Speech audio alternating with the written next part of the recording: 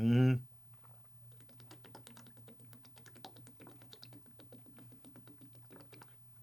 Ooh. Oh, a little ASMR for y'all. Water is the co-host we all need. Water is the co-host we all need. Make sure you're drinking it, you're loving it, you're holding it, you're taking it in every single day. No excuses. I don't want to hear your non-drinking water excuses, okay? I don't want to hear it. I do not want to hear your water excuses. Everybody got an excuse. Oh, I can't drink water. It has to be cold. It has to have ice crystals in it. Oh, it has to be at the right temperature. Oh, I don't like this water. I don't like that water. I only drink this particular water. Man, hush. Hush. Sick of the excuses, man. Get this water in your life on a daily basis. Oh, I'm just so busy. Hush. You got time to drink water. I don't want to hear no excuse. No excuse you can make up is going to be good enough for me, unless you live in the country where there is no running water. If you're not living in that, if you're in America and not in Flint, Michigan, I don't want to hear a goddamn thing. All right? Drink more water, man. Get in on this. Take it in, hold it, cherish it, nurture it, love it. You know what I'm saying? You need it. It's vital. Somebody posted a video the other day about this man. You know, look, he looked like an old Jamaican man. He was probably like 117 years old, but he looked like maybe 67 in Jamaica years. So he had the white, and you know what I'm saying. He was like, I don't drink water. I don't drink water. I only get my water from the nutrients from the vegetables and the fruit. So I was like, I see where you going, and I respect it. You know what I'm saying? I get that coconut water. I get the coconut. I get all the nutrients in the water I need from the coconut. All right? I see where you're going with this. But what that video is going to do is going to empower y'all to be like, well, maybe I'm just getting my water from the nutrients I'm taking in. Y'all taking in bullshit ass nutrients. Don't even try it. Don't be going to Starbucks and be like, I'm extracting the water from the Starbucks. No, you're not.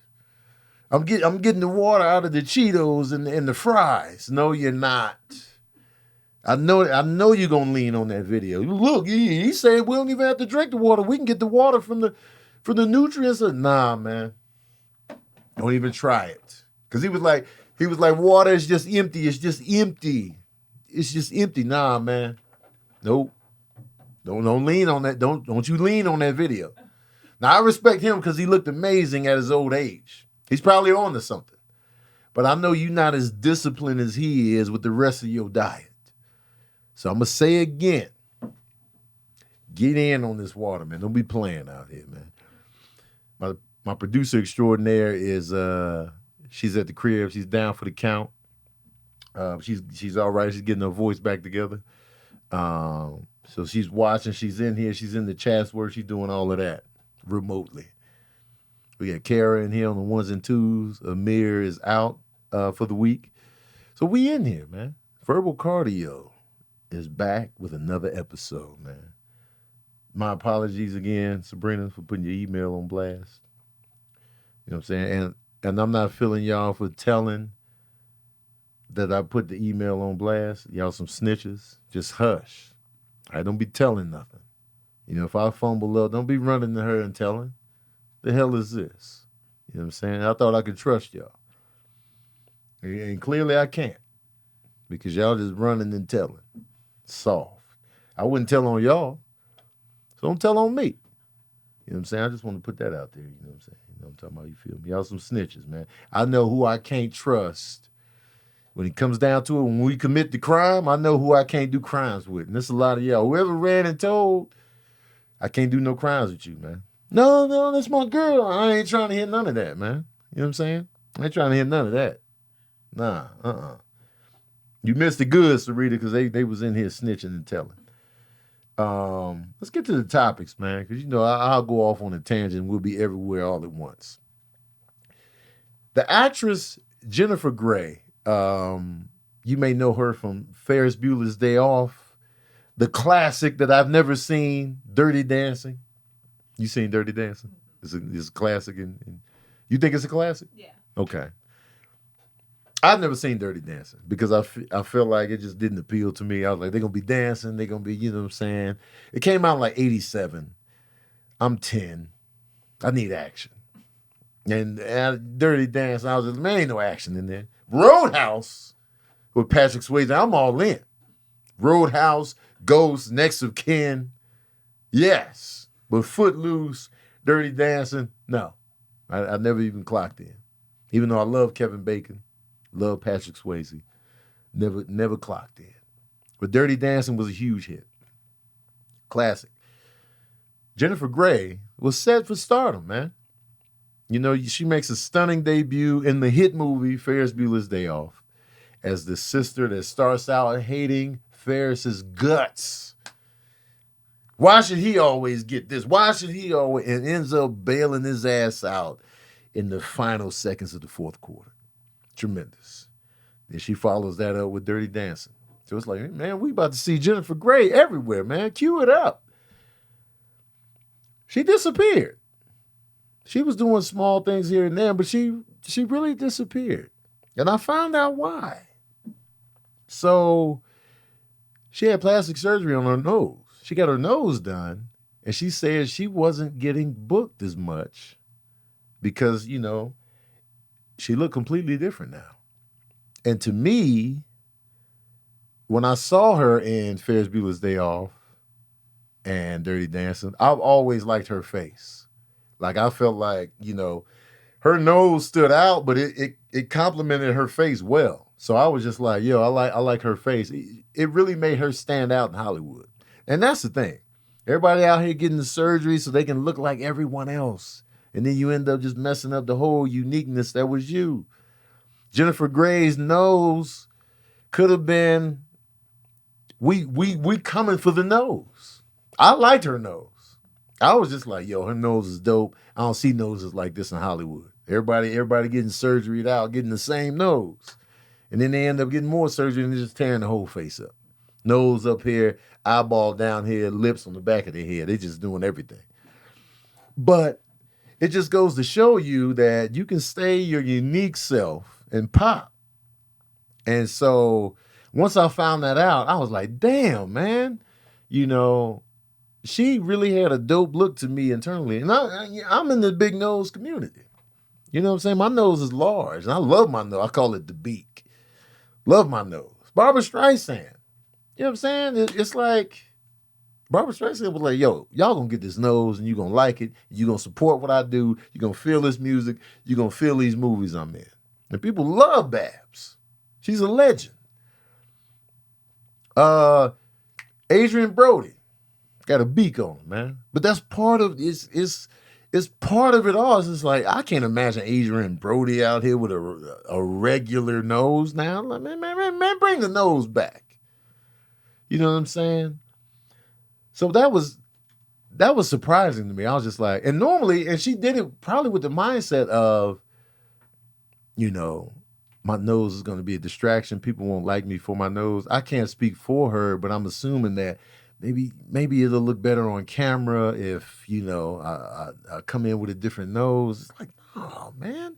Groucho Marx, his trademark is the nose and the mustache and the glasses. The nose was part of the whole package.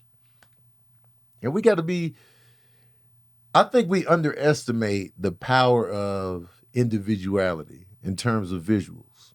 You know, there's so many people out here, Owen Wilson, that those imperfections are what draw us to you. It's like, man, you know what I'm saying? You know what I'm saying? I got all kind of imperfections. My nose is big. I got an underbite. You know what I'm saying? My teeth, I did fix my teeth, though. I was like, all right, man, my teeth were too spacey. You know what I'm saying? There's a lot going on with my teeth. I did sell out on the teeth. I'll give you that. I got the gap. I got the gap filled in. You know what I'm saying? The teeth are closer together. I just wanted my teeth to just get closer to one another for romance purposes. You know, I didn't want that division in my mouth. That's why I did it for that. I was just like, you know, I want my teeth to come together at the table of brotherhood. That's what I was doing. So it really wasn't about the visual aesthetics, more so of just the communication going on in my mouth. You know what I'm saying?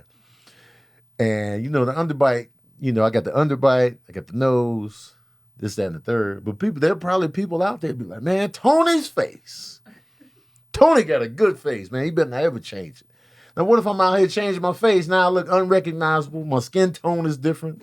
My nose is where my ear is. My ear is where my nose is. My lips are on my neck. People going to be like, man, he don't look the same. You know what I'm saying? I done messed up my whole brand. You know what I mean? So sometimes it could bite you in the ass. Now, I'm turning off the live on Instagram. If y'all want to see the rest of this, you got to join my Patreon. You got to join my Patreon to get the rest of this episode live. If not, you're going to have to wait till Wednesday. So I'm out of here on this. Boom. Back to my patron saints, though. So I just found that interesting and kind of sad. Like, because I really did like Jennifer Grey. Now, mind you, I'm basing it on Ferris Bueller's Day Off because I did not see Dirty Dancing. You know, I know y'all gonna be like, we should do a movie night with Dirty Dancing. I mean, and I do like Patrick Swayze. I've seen several of his movies.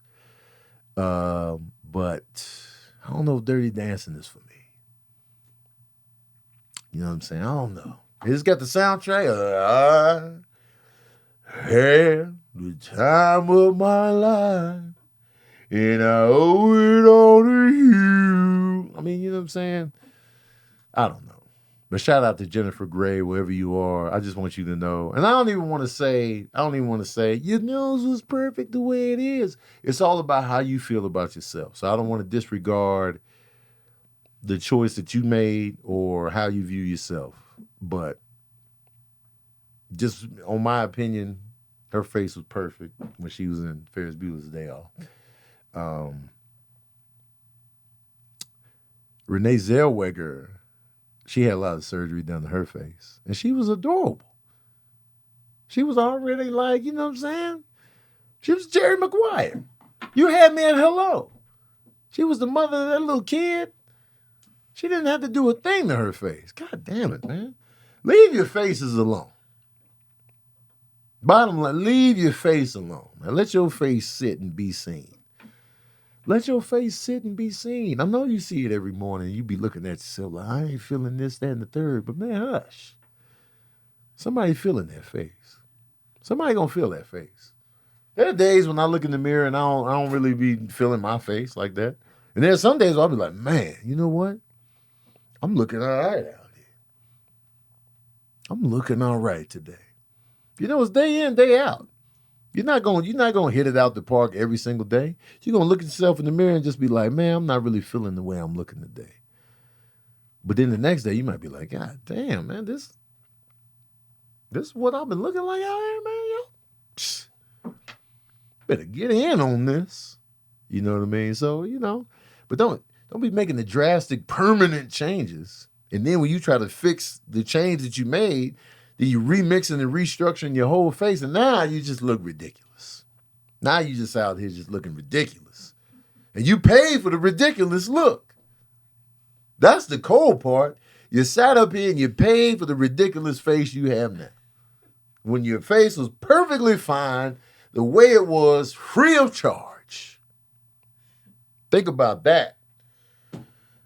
Think about that, man. Elon Musk. So apparently his dad said, I'm not proud of my son and he needs to lose weight. Let me tell you something, man. As a father, why would you say this in public? Why would you say this to your child to begin with? And if you're not enough for your father when you are the richest man in the world, what's enough? Oh, my son, man, he's a bum. Yo, he's the richest man in the world. He's a bum laying around making cars and just worth billions, man. I'm disappointed. What kind of dad is this? You disappointed in the richest man in the world? God damn, man, that's a tough crowd. How's your son doing? My son? Elon? Oh, bum. He's out here making money hand over fist with his electric cars, man. Disappointment. Bum. I'm like, what kind of dad is this? What's it take to make him proud? You the richest man in the world is not enough. I need more. Whose man is this, man? And he needs to lose weight. What you working with, Pops? You out here with the six-pack? What you got going on? Now, I seen Elon shirtless. What he needs is sun. That's what he needs. Just tan it up, man. You're the richest man in the world. I'm sure you got a tanning booth in your house.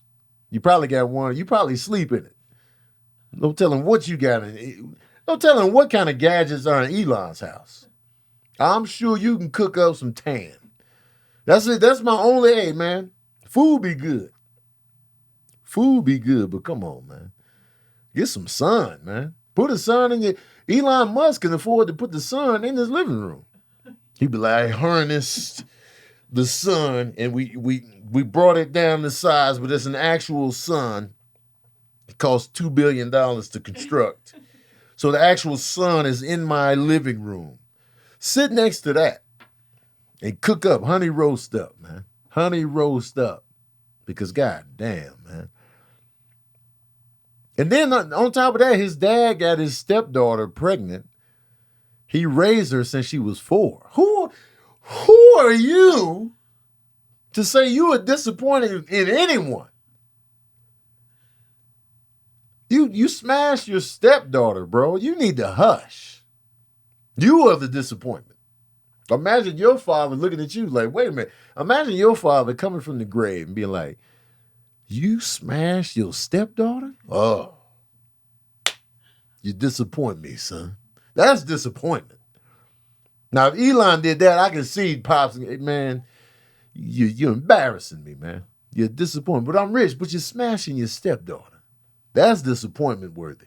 But goddamn, man, just because he's fat or, not up to your weight standards as a dad that's smashing his stepdaughter, you raised her. You raised her. What are you doing? Yeah, but we not related. It's step. No, ain't no excuse. She came in when you were 4. I mean, she came in when she was 4. That was your child, man. I don't care what you're talking about. That was your child. Bro, I don't want to hear nothing from you, man. The kids? Come on, man. Once I see you as a kid, even when you're grown, you will be the kids to me. You will be the kids henceforth. That's how I look at Keke Palmer. Keke Palmer was introduced to me as a kid in Aquila and the Bee, and I was a grown man. So henceforth, she's the kids. Even though she is a grown woman, phenomenal actress, I love her. But to me, I'm just like, man, the kids. She gonna be like, I am a grown woman. You right. You absolutely right. But you the kids as well. Once I see you when you little and I'm grown and you little, it's hard for me to shake that. The kids. All them kids from High School Musical, they grown. They like 30-something. They out here grown, bills, mortgages, families. The kids. Zac Efron, the kids. Vanessa Hudgens, the kids. They in their 30s, man. But I saw them when my kids were watching them on TV be kids, and I'm just like, oh, the kids is watching the kids. I can't see you that young. Now, if we grew up together or I never even saw you, I tell Sabrina this all the time. Sabrina is 8 years younger than me. If I was to know her when she was the kid, I'd never been like, nope. I remember you when you was 10. I remember you. You was 10, I was 18. I was over at your friend's house and you was running around. Hell no, I can't come back. I'm like, man, you the kids.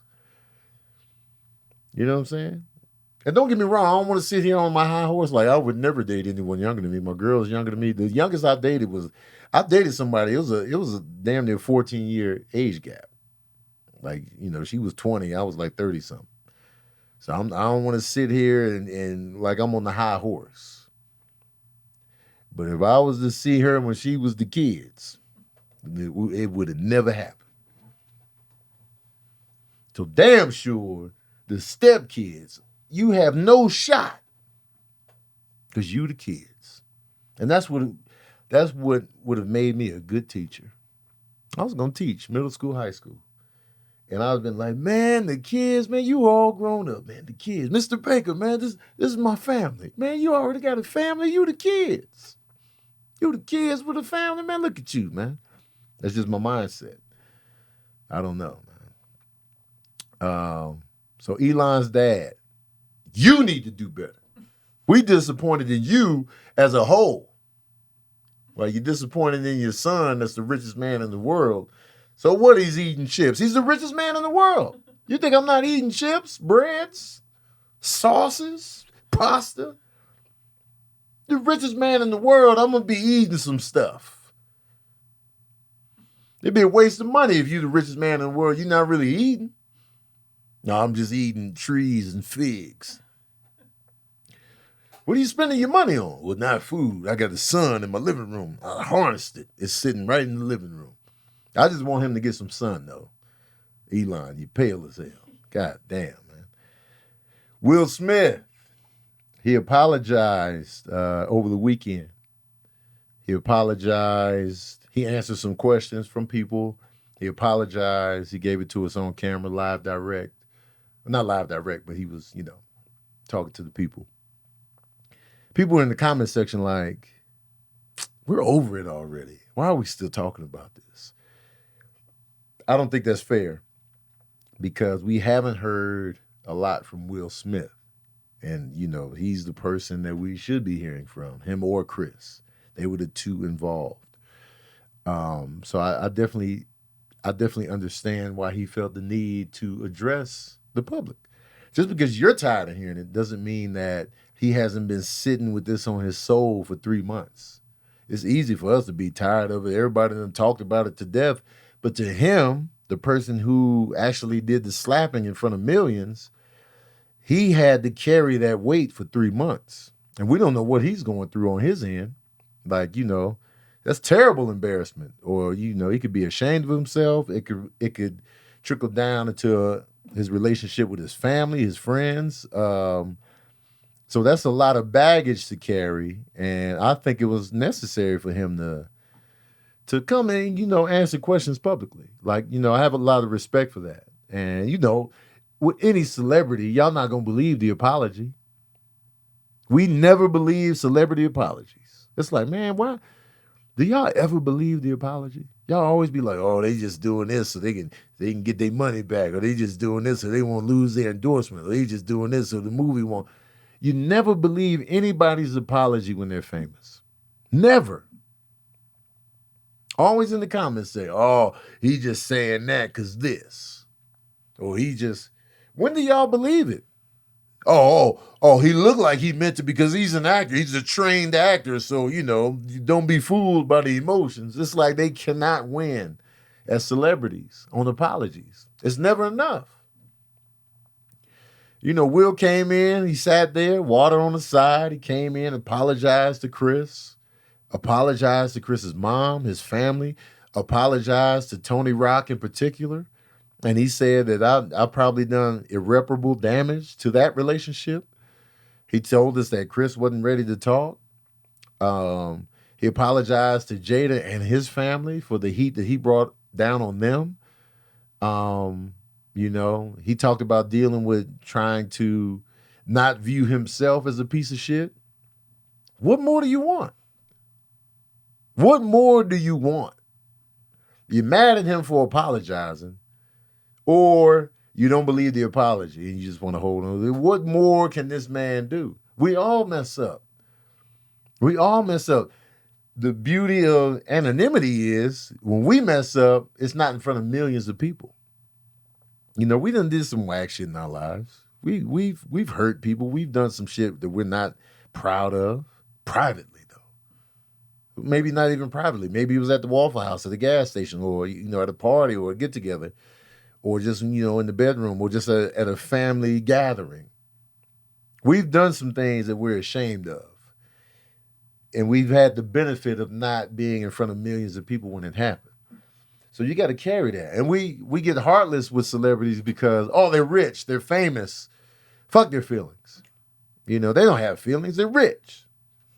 That's not, come on, man. That's not even realistic. They're still humans at the end of the day. Yes, they are rich humans, but humans nonetheless. Money doesn't make you an android. And we feel like, oh, they'll be all right. They got money. Money ain't everything. Trust me. Trust me when I tell you money is not everything. I live with a broken heart every single day. Money has no bearing on that at all. You know what I'm saying? So it's just like, you got to give people some grace. Just because they're celebrities, you know what I'm saying? You ain't got to kick them down the hill and think they're invincible or have zero feelings. Exactly, Jordan. Will Smith is a human being. And once we look at people as human beings, we take them off the pedestal that we put them on and just look at them for who they are as a human being, we can start giving some grace and just be like, all right. And how often is Will Smith messed up in public? This is not somebody that keeps messing up. You know what I'm saying? This is not somebody that's known for slapping people. He out here fighting in the club. He out here shooting people. We know some reckless cats in this game, in this entertainment industry, slapping people, disrespecting people, using slurs, getting disrespectful, doing all that. We know people like this. Will Smith has been famous since the late 80s. His track record is exemplary. To be that famous and not be screwing up on a regular basis, he has one moment, which is like, it's a big moment. I'm not making light of what he did, but come on, y'all. God damn, come on. It's a slap. He didn't shoot Chris Rock in the hips. He didn't punch Chris Rock down and then beat up the security and then grab Chris by the ankle and beat another co-host with Chris. You know what I'm saying? Come on, man. Sabrina said, Will Smith has shown so much vulnerability in human emotions, it's impossible to believe he doesn't have feelings. Exactly. Look at Will Smith's track record. Look at what he has talked about and put out there and what he's talked about in his book. He's been, vocal about, his feelings, his struggles, his everything that he's dealing with. And, he's transparent for the most part. You know what I mean? So we got to know, based on how Will Smith has carried himself, we got to know that this is really bothering him. And at the end of the day, that's all you can ask for. Are you ashamed of what you did? Does it bother you? Does it get to you? And of course it does. Come on, man. Even outside of the money situation, I think it really bothers Will Smith that he did that. And so, and then when you defend Will Smith, oh, you just trying to defend him to get on his good side. What good side? Will Smith don't know me. I don't know Will Smith personally. He don't know me. I'm not trying to, you know what I'm saying, because Will Smith, like, how has Will Smith affected my life personally, financially? There's no attachments here outside of me being a fan, but also I respect the human emotion, though. You know what I mean? So let that man make a mistake. Let him make amends. Let him have remorse, and let him be open about it. And then y'all you need to divorce Jada. Why y'all in the mix? Why y'all in the relationship mix? You need to divorce that woman. Who are you to say? Who are you with? Who are you with? What you got going on in your relationship? To be out here telling people they need to do this and that and the third and the fifth and the sixth. Who are you to say anything? Hush. Hush. All right, what else we got going up in here? You know what I'm saying? Airbnb had a slave cabin available to stay at, listed as a luxury getaway. What? Sabrina, where was this cabin located? Did they give that detail?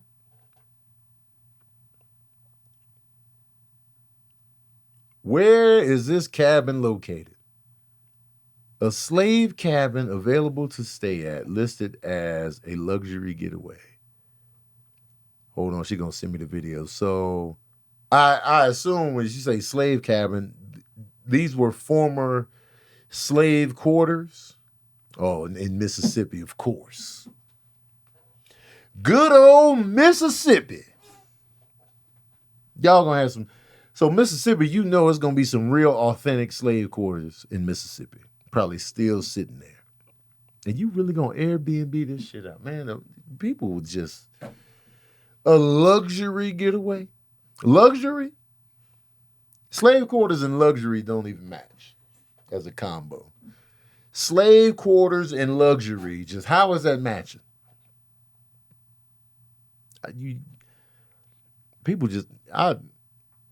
Come on, man. There's got to be haunted in there for one. There's got to be haunted in this cabin. There's no way it's not some restless spirits up in them slave quarters. God damn it. Because you know they was in there stressed, tormented, tired of this shit. That energy is going to be in there. That tired of that shit energy, that's going to be in that quarters. That's going to be right up in that luxury getaway. You're going to be like, man, I feel tired of this shit. I don't know why. It's the spirit of the slaves that you in the quarters with. We tired of this shit. You're going to wake up tired of this shit. Sick of this shit. Man, that's how you waking up? We on vacation. Nah, man. I don't know what's come over me, man, but I'm tired of this shit. That's going to be your little Airbnb getaway. That's crazy to me, man. That they really did this. Wait, let me look at this video. Hold on, man. Shout out to... All right, what we got here? Oh, wait, hold on. I don't know what that was. Shout out to Lawyer Winton. Here we go. This is an 1830s slave cabin. Wow. That is up on Airbnb. Wow. As a bed and breakfast. How do I know that? Oh. Slave quarters other than just using my eyes and looking at it? Well, they say it in the listing. This particular structure, the Panther Burn cabin, is an 1830s slave cabin. So they got a slave cabin. And they open it up as a bed and breakfast. I hope you tired of this shit during your breakfast. I hope you wake up like, man, I'm sick of this. And you slap your plate up. That's what you get. I want the energy of the slaves. I want the spirit of the slaves to be all up in your mix while you at this little cutesy bed and breakfast. I hope you feel all the agony and despair and I'm sick of this shit at that whole bed and breakfast. I hope you looking at your little grits, your sausage and your eggs with just like, man, I'm just sick of this shit right here. I want that energy to just encompass you on your little luxury getaway. This is ridiculous, man. People don't respect this. There's no respect for the American history and the American trauma of slavery. There's zero respect. There's zero respect for what the slaves are going through and zero respect for what the Native Americans have gone through. Zero respect. Every time I go to a reservation, I'm pissed off. Have y'all ever been to a Native American reservation? It will piss you off how those reservations look. It is heartbreak city. And they'd be like, oh, they got the casinos. What else? What else? You know what I'm saying? Don't get me started on what they should have. I'm sick of America, man. This is why I get triggered when I see American flags. You know what I'm saying? I get it. America's great. It's a good country. I feel like I can do anything here. I do feel that. But there are issues that continue today. There are historical issues that permeated everything that we see. And it's still going on. So I cannot sit here and parade the flag around when there's issues that we got going on. Still, historically and now. And I feel like until we really sit down and rectify these things, there's no way I could be like, America, man, I got the big flag hanging out the back of my truck. No. Hell no, man. Even my grandfather who fought in the Second World War, you know, had his hearing damaged, comes back home to segregation and racism. But y'all probably gonna look at him, man, he brave, he fought for his country, goddammit. Fought for a country that don't like him. Fought for a country that don't respect him. And don't be giving us the respect just because we served in the military. Man, get the fuck up out of here, man. That's some dumb ass shit. Oh, we gonna die for the country that hates us? That's silly. Much respect to those that did it because they had ideals and like dreams of a better country. But the reality is, we don't like you. We don't want you here. We just want to use your body, use your blood. That's it. And then when you come back after serving the military, we might show you some semblance of respect, but you'll never be equal to us. You supposed to die for that country, man? Get the fuck up out of here, man. Look out. Watch out, man. Airbnb, man. Y'all just will Airbnb anything. Y'all will just make anything Airbnb-able and call it a day. Yeah, we got an old gas station where, you know what I'm saying, people was murdered in this gas station, but we refurbished it. Right on the side of Texas. This is a Texas chainsaw, Airbnb. It's ridiculous, man. Chris Brown's $1,000 meet and greets. Chris Brown takes personalized photos, dedicates at least 3-4 minutes talking to each person, asks their name and about their lives. Is $1,000 too much for a meet and greet? No, and here's why. People are willing to pay that happily. He set the price point. It's up to you whether you feel like that's something you want to pay or not. From the outside looking in, if we're not a fan, we'll be like, man, that's too much money. $1,000? Hell no. But to a fan, they'd be like, $1,000? Yes. I want the picture with Chris. I want to talk to him. I want to meet him. That's money well spent to a huge fan. So it's not too much if people are paying it. So it's too much for me because I'm not a Chris Brown fan like that. But to the Chris Brown fanatic, that's easy work. I work hard for the money. I want to spend money on something that I want to enjoy. And it seems like he's giving these people their money's worth. And that's the thing. It's a meet and greet. We're going to take some pictures. We'll pose however you want to pose. And it looks like Chris is all in. The poses are hysterical, funny. And it's like, okay, they're getting their money's worth. If these women want to spend their money on this, let them enjoy this. Let them enjoy things. Let people enjoy things. You don't have to pay $1,000, and nobody's asking you to. But that's the price point.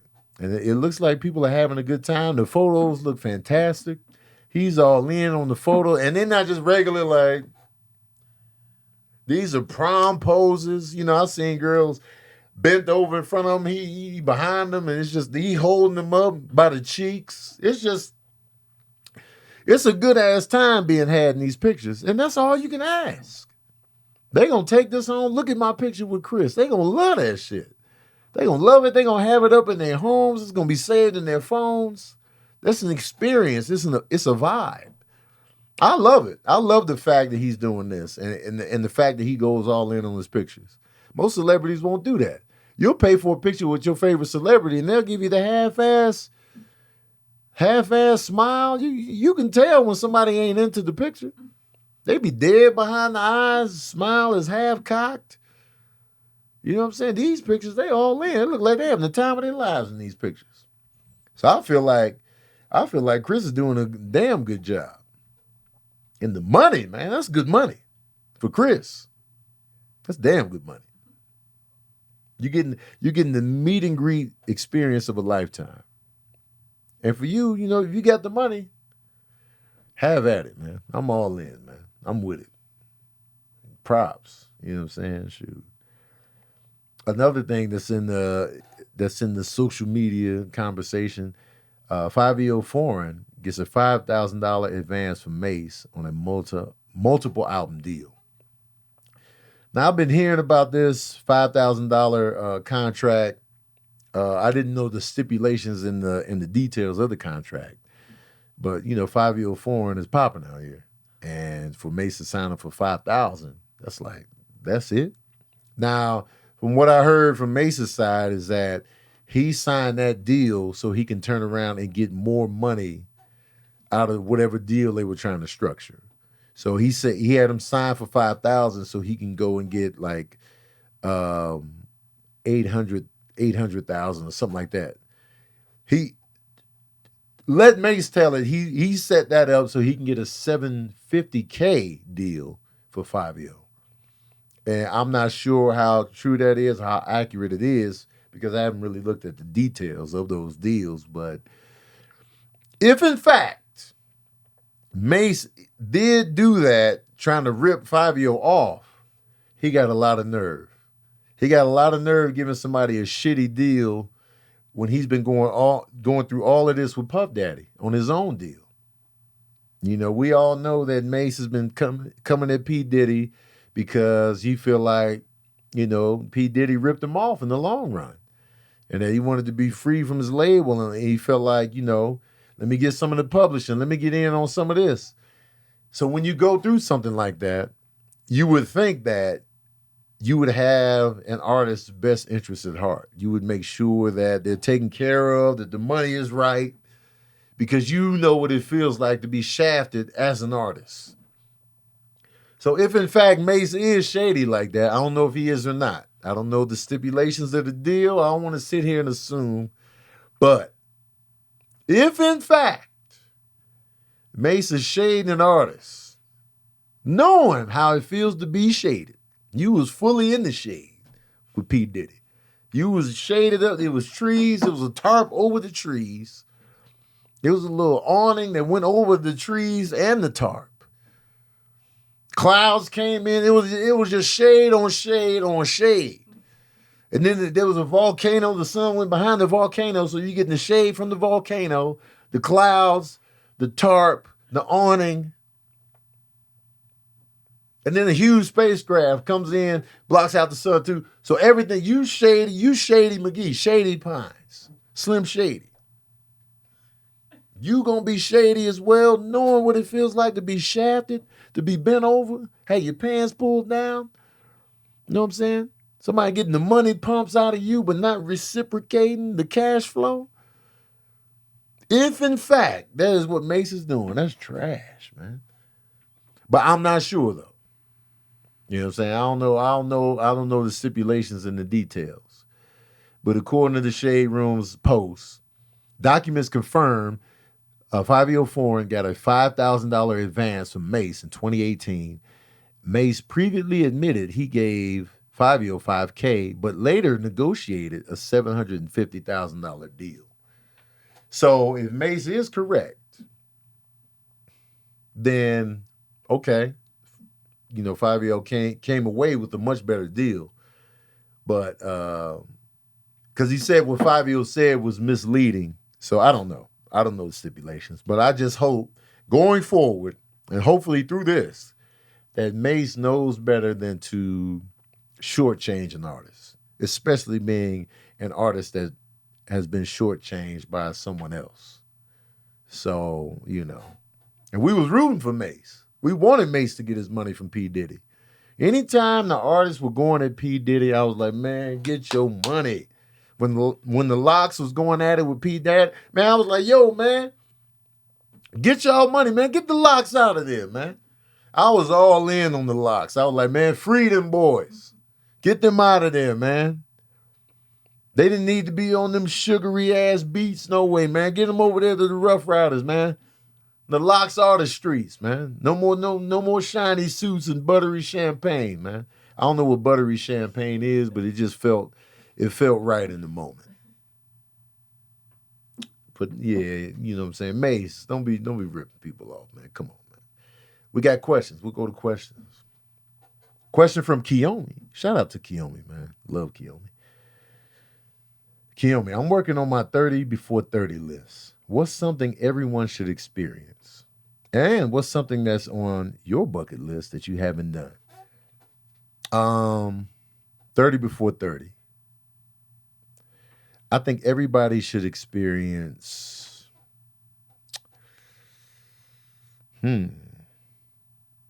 Man, that's a good question. That is a good question. Um, I think everyone should experience the world with the right people or by yourself.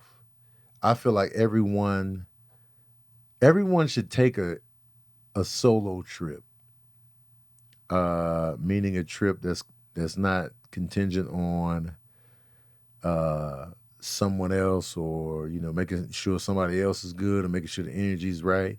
I think everybody should take like a solo adventure trip, whether it could be anywhere. It doesn't have to be, all the way overseas. It could be somewhere in your state, another city, a few miles down the road.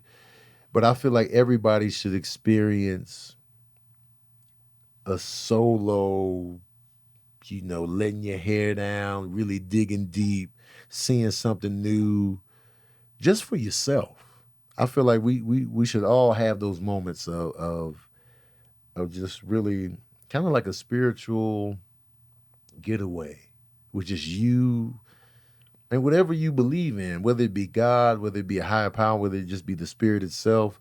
I feel like we should all have that. I feel like I haven't done that yet for myself, even though I've taken several trips by myself, usually for work though.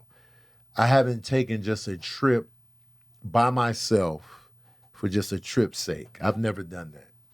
My trips have always been work related, or we were going as a group or as a couple or as a family or as a group of friends. I've never taken a solo trip journey like that. And I plan on doing that real soon, where it's just me and just going somewhere alone, just so I can be like, Sabrina tells me all the time about the trip she took to Joshua Tree, and like, she was just doing all kind of trips where she just did a solo journey. I was just like, man, I want to do that. Even when she first told me about that, I was like, I want to do that one day, because I'm always with somebody, And if I am alone, it's just work. So I'm usually thinking about work and stuff like that. But I do want to go on a solo journey. Where? I don't know. I don't know where just yet, but I'm gonna piece it together. And also, I want to do an adventure with my friends. I want to do an adventure with friends where we go somewhere dope as friends, just going to hang out, let loose, and be wild and just have a good time as friends. And that's hard to do when everybody's grown. Everybody got responsibilities. They got to do this, they got to do that, they got to work, they got kids, they got whatever. And so it's hard to get everybody on the same page. So that's a little harder to do. But yeah, Sabrina went to London solo. She went to Disney World solo. She wants to go on a vacation. So, because me and her, I think the last trip we took where it was just us just going on the trip was when we went to the Bay Area of we went to the Bay Area. We went to Muir Woods. We just went up there as part of her birthday celebration. And it was fun, man. We just went up there. I didn't have any work up there, and we just went and just enjoyed. And that was dope. That was a fun trip. Um, but I know I definitely need a solo trip. And it's hard to do solo trips because everybody gets so offended. Oh, you going by yourself? Well, how come you want to go? It's just like, man, let people do things by themselves without you getting in your feelings. Let people have those, especially coming from somebody that doesn't have those. Like I want it, I need it. You know, um, let me go on my little solo adventure, and that goes for anybody that's listening to me say this, and they might get offended. Hey, man, I want to go somewhere solo that's not work related. I need that in my life. Um, but yeah, so that's mainly what I want to do. Um, Also, what's another place? I've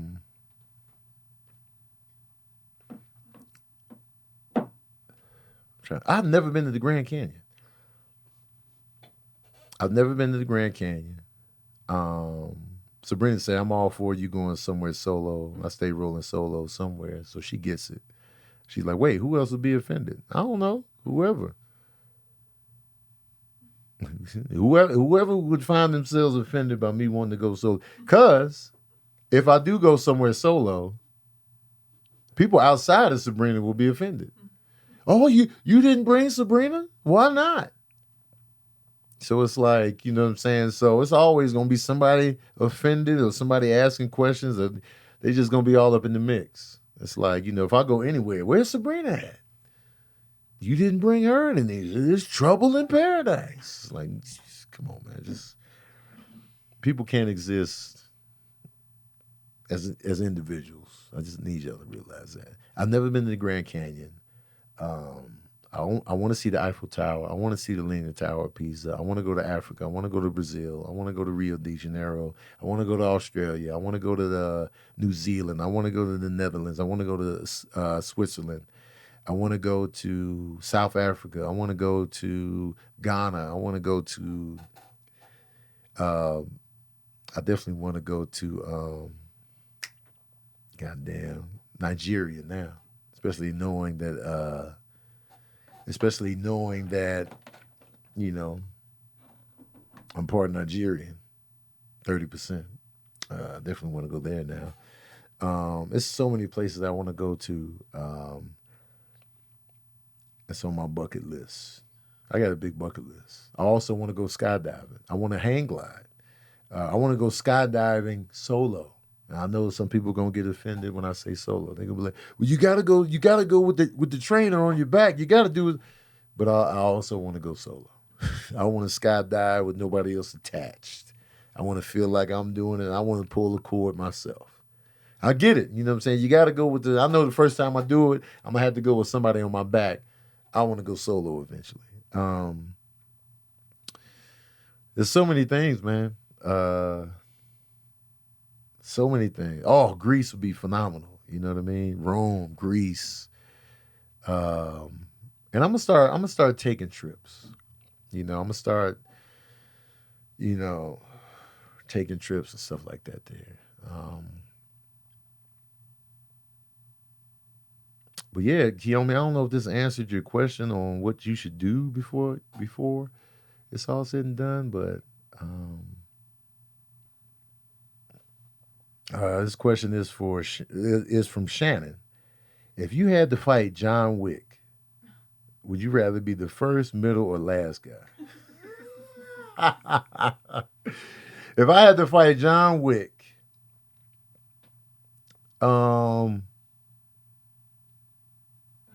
let me be first. Let me be the first guy dispatched. Because I feel like when you watch fight scenes like that, I feel like the more the fights go on,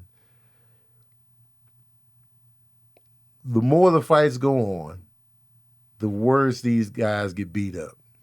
Like, they start getting edgier with the fight choreography and the beat down. And so and then the last guy usually gets it the worst. So I definitely don't want to be the last. The last person. That's when they could be having a breakdown and then they just keep socking me out for like 5 seconds because he's sick of this shit. And he just socking me out, beating me to it. I could end up like that if I'm the last guy. The middle guy, that's when they start getting fancy with it. There's always a moment in the middle where somebody like, oh! I'd rather be the first dude dusted off real quick. Just dust me off real quick, throw me over the banister, and I land on the living room couch, and then you'll never see me again because I left. I want to be that guy. The dude at the club, hey, you can't come in there. Boop. Oh! And then I'm out of here. That guy. You know what I'm saying? So I'm not coming back for more if I'm the first guy. I'm not coming back for more, you know what I'm saying? I'll be like, you know what, this guy,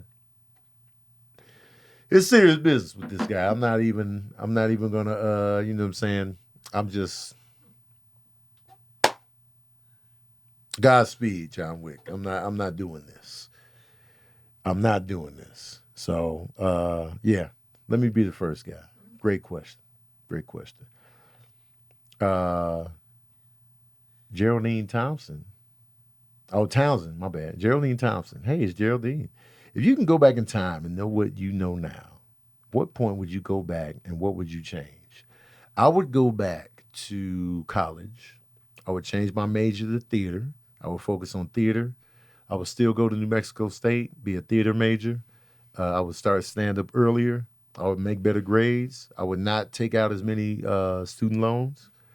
I would just do all of that different because I got to go to New Mexico State still so I can conceive the Baker Boys. So that has to still go down.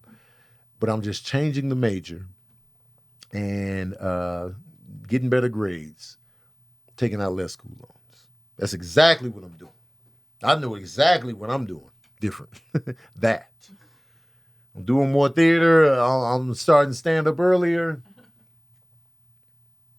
That's it. Even though I feel like I came at stand up at the right time, I was 31 years old, and I feel like that probably helped me as a stand up comedian more so than hurt me.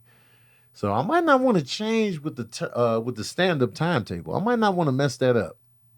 I might not want to mess that up at all. But I wish I would have majored in theater, and I wish I would have just focused more on the grades, and I wish I had less student loans for sure. That's easy work right there. That's easy work. So Sabrina, okay, I'll talk about that off the thing because I want to make sure I get the ad right next time. It just looked like something else was going on with the. Yeah, I'll just all right. Tanya R. For the right price, would you let a fan sit in on verbal cardio? Yes, for $1,000, you can sit in on verbal cardio, and we could take prom pictures if you like, man or woman. We can prom pose up. You can sit in on verbal cardio for $1,000. No, I'm just kidding. Yeah, if a fan wanted to sit in on verbal cardio and just peep game, absolutely, absolutely, no $1,000 needed. Yeah, that'd be dope. You say take my money now, TC. We doing the prom picks, TC. Prom. Let's do the prom. Let me hold you. Let me hold you in the pick, TC. I'll be behind you though. You know what I'm saying? Let's get it, man. Shit, say less. Prom.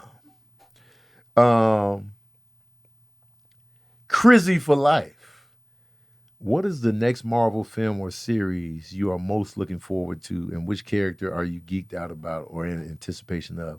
I'm excited about Blade and Wakanda Forever. Those are the ones I'm worried about the most in terms of just emotion. I'm worried about Wakanda Forever because I'm really curious as to how they're going to progress the story, given that, Chadwick passed, and I'm just really interested on the storyline and how they're going to take it somewhere. And there's just so many questions I have about how they're doing it. I hope the fight choreography is better. I hope the new characters come in that are dope and fully realized. I know they have a huge burden of, it's like we talked about on Daddy Issues today, where Black Panther reached an apex that might not be able to be duplicated. So, Black Panther came in, made $700 million domestically, $1.3 billion worldwide. So people are going to measure it up to that. That's low-key thriller-like. You know what I mean? For a superhero movie to come out and do those kind of numbers, and it's the intro to that character, they have a lot to live up to financially.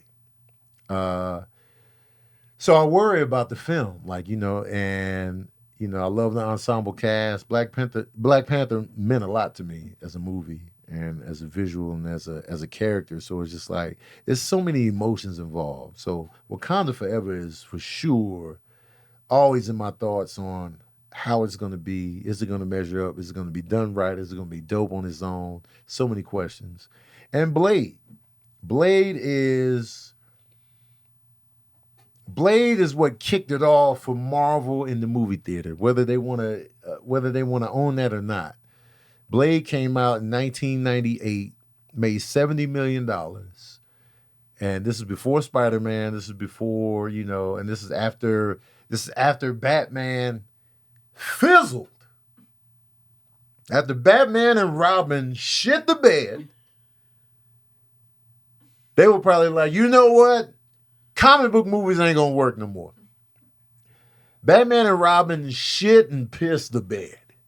So I'm sure they was like, man, we staying away from superhero movies. You just read the comic books and hush. Just read them because we're not putting them on the screen. Blade comes out, 1998, rated R, makes $70 million at the U.S. box office. It's a hit. $70 million. On a B-list character. Blade is not even A-list. There's no Fantastic Four, there's no Spider-Man, there's no X-Men, there's no Superman, there's no Captain America, there's no Batman. Blade. A lot of people didn't know who the hell Blade was. They was just like, Blade, what the hell is that? That's a comic book? Came out, does $70 million. Marvel is like, hey, man, you see it? You see it. It was a hit. The sequel makes even more. And then they get the ball rolling. Then you see Spider-Man. Then you see X-Men. Then you see, the X-Men was next, I think. So now it's giving these movie studios, it's like, yo, there's some viable, we can really get this going with these comic book movies. We can make it more serious. So Blade doesn't get the credit it deserves. Blade 1 and 2, dope. Wesley Snipes as Blade, phenomenal. Perfect for the role. So now we got Mahershala Ali coming into the role as Blade. Mahershala is a fantastic actor. He has a great look. And I'm just like, hell yeah. Mahershala already looks like he could be a vampire that's human. And that's no disrespect. It's just, vampires are known to be, cool. They got vibe and smoothness. For the most part, that's how vampires are portrayed. Sexy, smooth, you know what I'm saying? Mahershala has this. Style, charisma, the looks, everything. Look like he could fight. Look like he can take your girl. Look like he could be out all night. You know what I'm saying? Perfect casting from this standpoint before we've seen anything. It's all going to come down to the writing and the script. But visually, Mahershala Ali is it. So I'm excited about that. I'm like, yo, man, sign me up. What's scaring me, though, is that Kevin Feige wants to make it PG-13. That could potentially fuck up the brand. Because with Blade, we are used to bloody, violent, rough around the edges. It's vampires. There's going to be blood. There's going to be blood. Why are you PG-13 vampires? Blood is going to affect the rating, so it's just like, all right, please don't make it PG-13. But I know Marvel's going soft. Disney's in there now. They want to bring in everybody, man. No. Don't turn this into Twilight. Don't do this. Don't do this. Keep Blade gritty and rated R, please. Please. So now Deadpool made all the money and it was rated R. Stop thinking rated R is going to draw people away. Yes, certain people can't get in. Okay, but money can still be made. Every movie doesn't have to make all the money. It has to be good. That's the key. It has to be good. The Exorcist is one of the highest grossing horror movies of all time. It made over $170 million in the 70s. It was big rated R. If you adjust for inflation, The Exorcist remains one of the highest grossing movies of all time. Big rated R. Stop doubting rated R movies. They can make the money. They just have to be good. People gonna pull up. Everything don't have to be kid targeted, man. Fuck these kids, man. Fuck these kids. Please don't mess up Blade behind the PG-13 rating. So those are the ones. Those are the ones. Speaking of movies, I'm gonna have to cut the question short because we're running long. I want to review Nope. I'm gonna review the movie Nope because I forgot to do it last week, and I apologize. Nope. Nope is Jordan Peele's third film that he's written and directed. Jordan Peele, as you know, is having an incredible run. His debut film, Get Out, was a phenomenon. Everybody was talking about Get Out. He was making all the money. It came out of left field, blew everybody away, got him an Oscar for original screenplay, got Daniel Kaluuya the Oscar nomination. The movie was, that's all we could talk about for a while. The cast was phenomenal. It was what it was. Get Out was a phenomenon. He followed that up with the movie Us. Us had a huge box office, $70 million opening weekend for an original horror movie. Those numbers right there, unprecedented. Had a phenomenal lead performance from Lupita, and everybody was, we got to go check this out on the strength of Jordan Peele. Jordan Peele had a stunning debut. This is a man known for sketch comedy and comedies. He comes out, social commentary horror. Nobody saw this coming. His third film is here. Nope. I like how everything was shrouded in mystery on the rollout, on the trailers. It's leaving you guessing. I didn't look at the trailer. I looked at the teaser, and that was it. I didn't look at the long trailer. You know me, I try to avoid trailers if I know I'm going to see this film. Is it a UFO movie? Is it sci-fi? Is it horror? What is it? That's up to you to decide. You know what I'm saying? It stars Keke Palmer, Daniel Kaluuya, and what's my guy from Stephen Yeun? Stephen Yeun. He's from Walking Dead, right? Mm-hmm. Right. It stars, what the movie is about. It's about Black horse wranglers for films. Daniel Kaluuya is a horse wrangler whose father was a horse wrangler. It's like generational. So, and they are the only Black horse wranglers in Hollywood. And they live out on a ranch out in California, and there's an accident with the father, played by Keith David. And so Daniel Kaluuya, takes over the business. His sister is played by Keke Palmer, and she still is working for the family, but she has aspirations of her own. You know what I'm saying? Like, yeah, I'm cool with all this, but also I want to do this, that, and the third. You know what I'm saying? She got that young energy. She's like, yo, I can do this over here, but I also got this shit going. You know what I'm saying? That entrepreneurial, social media, we getting after it energy. That's the energy she has. Daniel Kaluuya is just like, I'm all about these horses and just keeping the dad legacy alive. You know what I'm saying? But she's just like, yeah, I respect all that, but look, I'm trying to come up in the game. So we got that. That's the family dynamic, and there's something weird going on at the ranch in the sky. So it's just like, yo, what's happening around here? And so, certain things happen. This is a spoiler-free review. Certain things happen that can't really readily be explained. There's something up there. We don't know what's going on. Strange things. The horses are acting weird. Horses coming up missing. What the hell is going on? And they're trying to figure it out. And meanwhile, the ranch is struggling because they're not really booking as many gigs because, Daniel Kaluuya's character is socially awkward. He doesn't have the pizzazz that his dad had. Emerald's coming in to help him out. Emerald is Keke Palmer's character.